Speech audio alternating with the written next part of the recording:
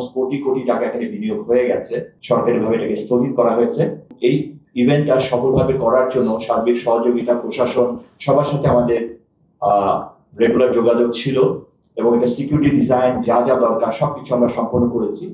আমরা আগেই বলেছিলাম প্রায় 80% আমরা কিন্তু ইভেন্টের সবকিছু সম্পন্ন করে ফেলেছিলাম সময়ের আগেই। হঠাৎ করে 4 তারিখে ইনফ্যাক্ট আমরা যখন মিনিস্ট্রিতে উপস্থিত ছিলাম তখনও কিন্তু আমাদেরকে আসলে এই ব্যাপারে জানানো হয়নি যে অনুষ্ঠানটা স্থগিত করা হবে।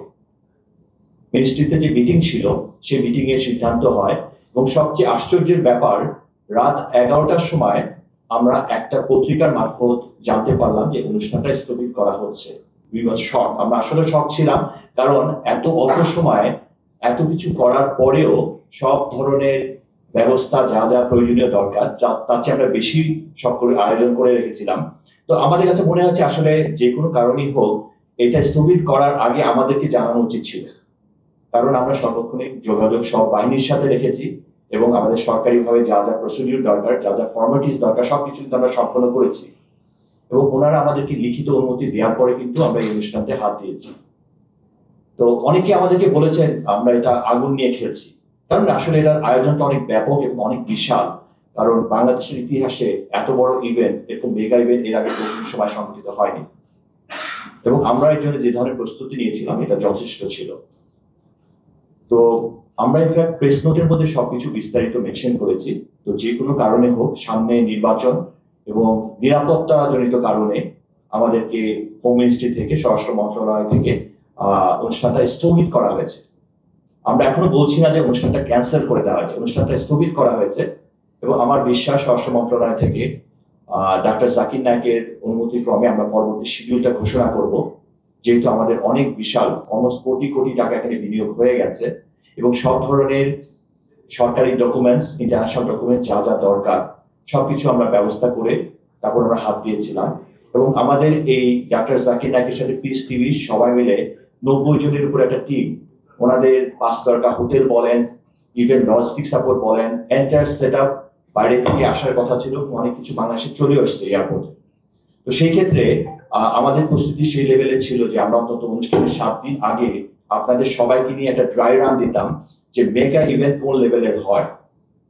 আমরা সচরাচর মালয়েশিয়া বা ইন্দোনেশিয়া বা অন্যান্য কান্ট্রিতে ওনার লেকচার দেখে থাকি। আমাদের উদ্দেশ্য ছিল ওটাকে বিট করে একটি ডিফারেন্ট ভাবে এবং সম্পূর্ণ ব্যতিক্রম ধর্মী একটি অনুষ্ঠান বা লেকচার প্রোগ্রাম আপনাদেরকে উপহার দেওয়া।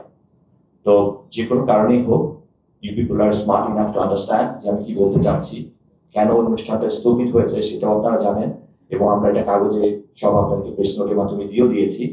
তো আজকে আপনাদেরকে এটা আনুষ্ঠানিকভাবে জানানো যে অনুষ্ঠানটা আমরা করতে পারছি না এই মুহূর্তে, সরকারিভাবে এটাকে স্থগিত করা হয়েছে এবং আমরা সম্ভবত মার্চের দিকে সরকার অনুমতি দিলে আমরা সেই একইভাবে, যেহেতু সব ধরনের অ্যারেঞ্জমেন্ট রেডি হয়ে আছে, আমরা এই অনুষ্ঠানটা নির্বাচনের পরে হাত দেব। আর ডিটেইল প্রেস নোট আমরা আপনাকে দিয়ে দিয়েছি, আমাদের বক্তব্যটা বিস্তারিত সব এখানে দেওয়া আছে। আমাদের উপরে অনেক প্রেশার আছে, আপনারাও বুঝতে পারছেন। পত্রপত্রিকা মোটামুটি সবই লেখালেখি হয়েছে, যদিও আমরা আনুষ্ঠানিকভাবে কোনো কিছু জানাইনি। দু একটা যা পত্রপত্রিকা বা ফেসবুকে আমরা দেখছি সবই কিন্তু বিচ্ছিন্নভাবে অনেক কিছু প্রকাশ হয়ে গেছে। আর এই অনুষ্ঠানটা সফলভাবে সম্পন্ন করার জন্য আমরা সবাইকে নিয়ে, সবাইয়ের সাথে আলোচনা করে এবং অনুমতি নিয়ে কিন্তু এটা করেছি। সবাইকে বলতে আমি বুঝাতে চাচ্ছি দল মত নির্বিশেষে সবাইকে নিয়ে। এই অনুষ্ঠানটা আয়োজন করার সময় আমাদের কাছে অনেক ধরনের প্রেশার এসেছিল, অনেক ধরনের প্রশ্নের সম্মুখীন আমরা হয়েছি। আমি আবারও স্পষ্ট করতে চাই, এটা কোনো রাজনৈতিক অনুষ্ঠান নয়, এটা কোনো পলিটিক্যাল ব্যানার বা কোনো সংগঠনের ব্যানারে এই অনুষ্ঠান নয়। আমরা ডাক্তার জাকির নায়েককে অনেক আগে থেকে 4-5 বছর আগে থেকে চেষ্টা করেছি ওকে নিয়ে আসার জন্য। সো এবার আমরা সফল হয়েছিলাম, কিন্তু প্রতিবন্ধকতার কারণে আমরা অনুষ্ঠানটা 28 থেকে 29 তারিখে করতে পারছি না। আমরা পরবর্তী ডেট আপনাদেরকে অবশ্যই জানিয়ে দেবো।